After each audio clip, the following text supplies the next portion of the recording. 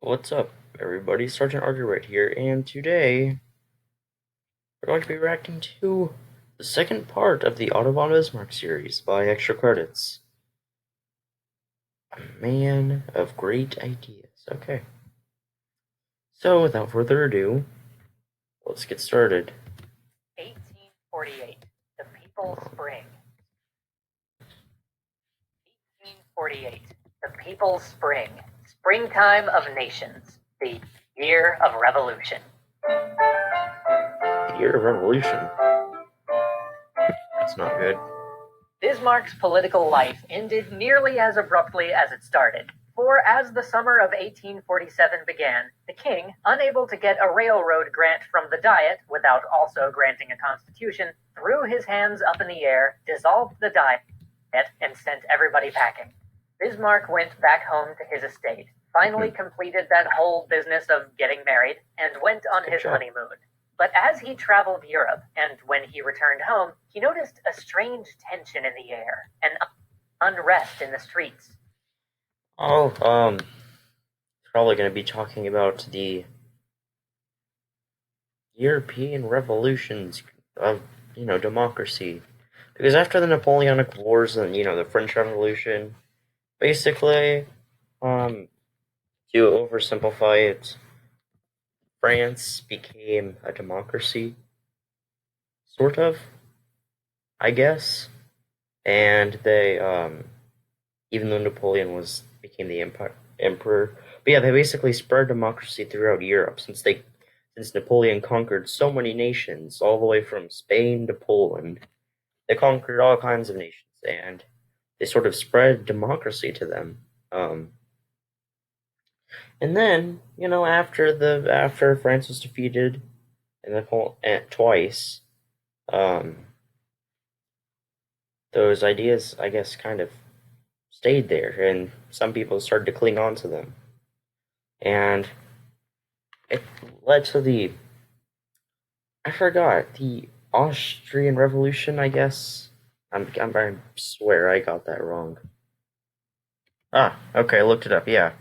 The 1848 revolutions in Austria. Okay. But yeah, wow, and this is 1848. So, so I guess in this episode, it's going to be talking about, democracy in Europe and the revolutions. And obviously, the German Empire was an empire, it wasn't a democracy. So that probably means that something must have happened. The revolutionaries were quelled somehow. In the cities. Then, in February 1848, Paris erupted. The monarchy fell. Oh yeah, because after the Napoleonic Wars, France was forced to become a monarchy again, pretty much. And then I guess, they just became a democracy again. A republic was re-established in France. Also, those borders aren't really accurate for that time, at least. Yeah, those are from a while ago, like before.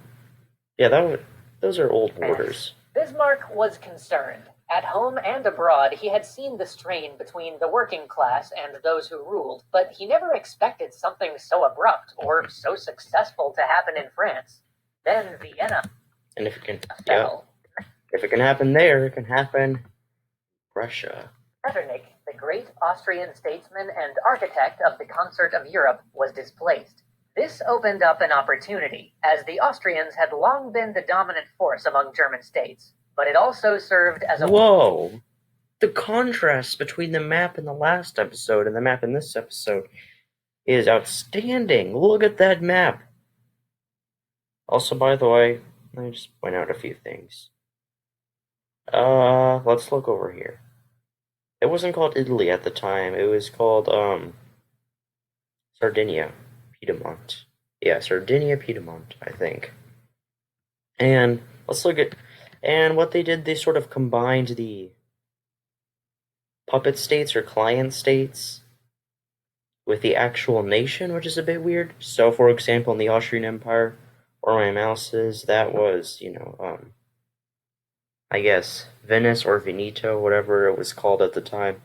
And it was basically a different government ruled by Austria. Then over here, there was two puppets here and here. Wallachia and Moldova.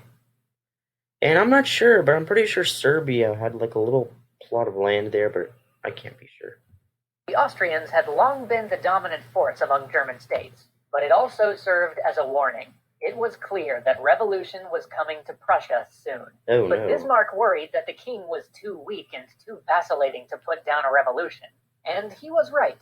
As word of the revolution in Vienna spread, Prussians took to the streets, and soon the king promised Ooh, they look to mad. give them a constitutional government.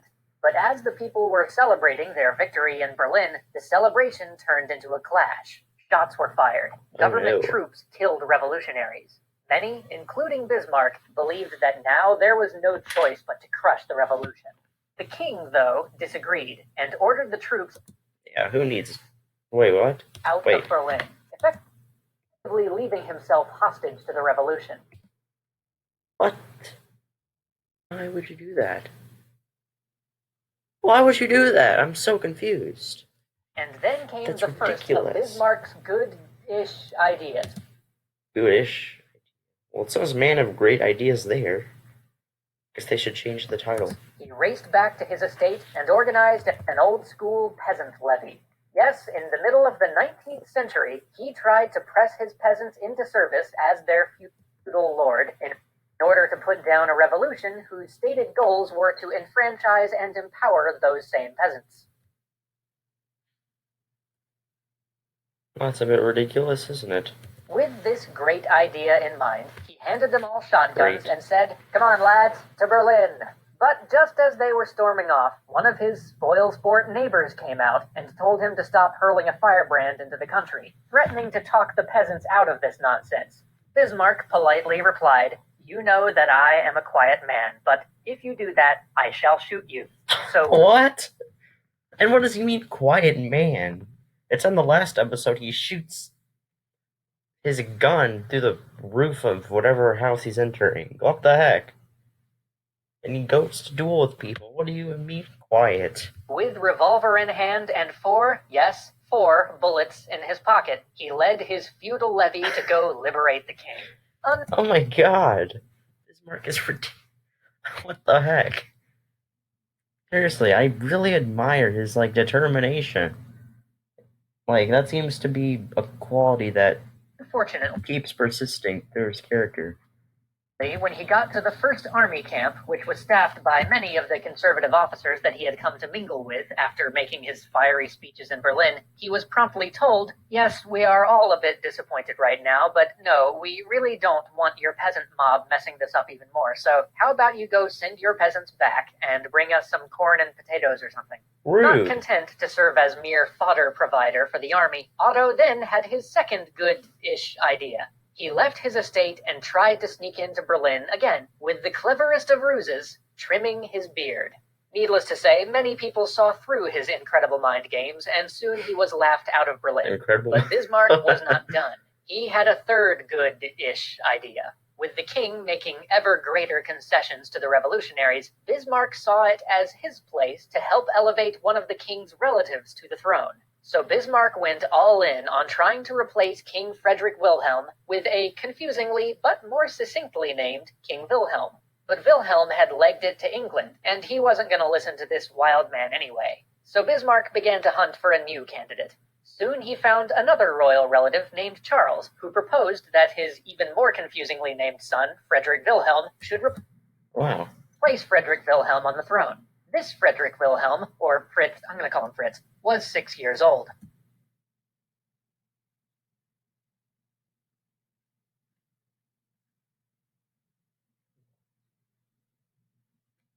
But nobody had asked Fritz's mom. I mean, they eventually did, but more as an afterthought, with Bismarck awkwardly meeting her in her servants' quarters. Not asking turned out to be a mistake, though, because Fritz's mom supported the liberals and put the kibosh on the whole thing. This story just keeps getting more and more ridiculous. It would seem that Bismarck had made an enemy of the mother of this 6-year-old he hoped to put on the throne. Nonetheless, he was soon summoned for the Second Prussian Diet, which the king had ordered assembled to hammer out how to make a real parliament for Prussia. There, Bismarck spoke passionately about the noble past that they were so casually throwing away, even becoming choked with emotion and having to stop mid-speech. But to no avail. The Diet did its job and created the Prussian National Assembly, which Bismarck was very not elected to. This Prussian National Assembly pushed for a real parliamentary system along British lines, though, and soon the king began to lose patience with the body. So Bismarck joined the Camarilla, which was not in fact a secret society of vampires which has kept their presence hidden from humanity for hundreds of years, though I can understand your confusion, and let's be honest, Bismarck would have made a great vampire, but no. Bismarck joined the much more boring but real group of nobles and courtiers close to the king who were determined to maintain the power of the monarchy through non-vampiric means. And let's go ahead and call this one Bismarck's first actual good idea, because this put him in contact with many powerful men. But even though, by all accounts, he was an effective member of the society, and even though he had amplified the conservative voice in Prussian politics by establishing a newspaper, when the liberal cause fell apart and the conservatives once again became ascendant, he was passed over for a cabinet position. They were very happy to use him when a radical was needed, but once the time came to re-establish order, the wild man was cast aside. So Bismarck returned to his estate to witness the birth of his first child. But Bismarck had a plan. Bismarck always had a plan. You see, even though the liberals had failed to get anything like the constitution they had wanted, they had gotten a constitution, and with it a parliament, the Landtag, and Bismarck, always a pragmatist, under whatever colors he may have worn, decided to get himself elected to this new body. The fight was fierce. He knew that he wouldn't get elected in his own region, so he decided to run for office in the city of Brandenburg. By the way, if y'all don't know, Brandenburg is like a really, really small city today. But there he was an outsider, running against the local mayor. He acted with vigor, describing his campaign headquarters as a military camp, with messengers running in and out at all hours, and strategy being formulated so that he never missed an opportunity to speak to the few hundred men who would eventually determine the representative for Brandenburg. He won by 25 votes. Wow. Now he was once again at the... He beat him, mayor. Wow, that's very cool. Jeez, Bismarck just continues to surprise me. Center of things. And the question at hand on everybody's mind was the unification of Germany.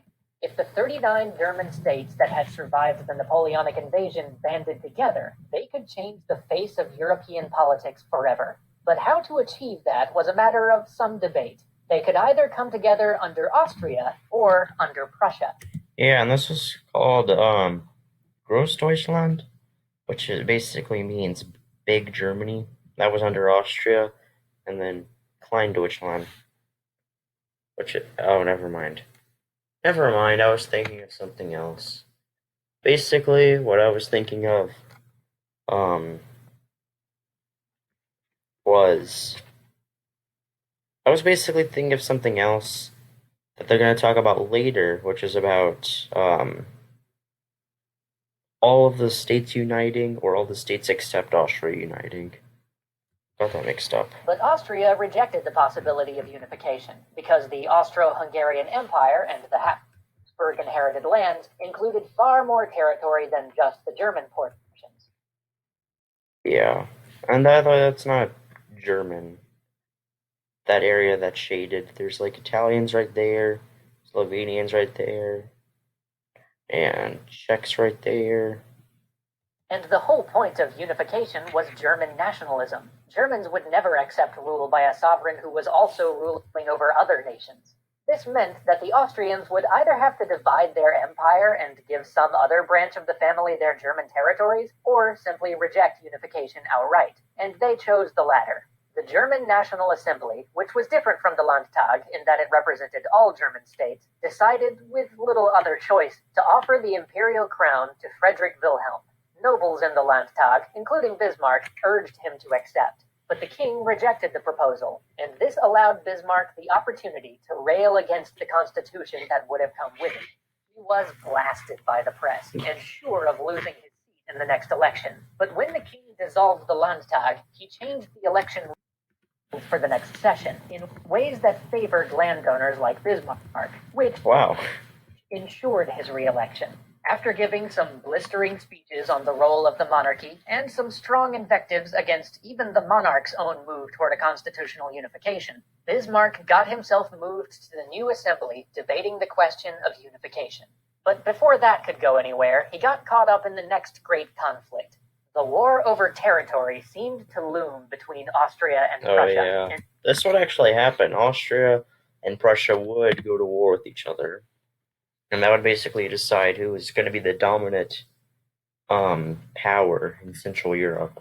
It is here that we see the evolution of Bismarck. Because though in many ways he was and always would be a man of war, when a settlement was offered and many pushed to reject it and go to war instead, Bismarck rose and said, "It is unworthy of a great state to fight for something which does not concern its own interest. Gentlemen, show me an objective worthy of war, and I will go along with you."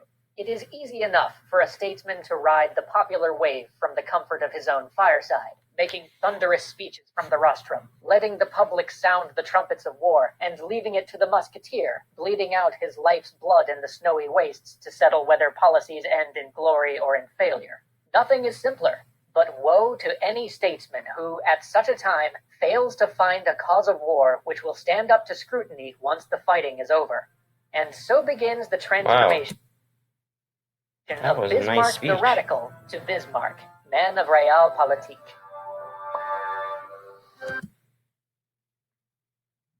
Well, there it is. Part 2. That was pretty good. Basically, wow. You guys enjoyed that, make sure to, leave a comment and like and subscribe. Greatly appreciate that. And the next episode, we'll be talking about Iron and Blood. That's basically a famous speech by Bismarck. Probably his most famous speech. But anyways. Yeah. We'll find out about that in the next episode. Goodbye. Thank you all for watching.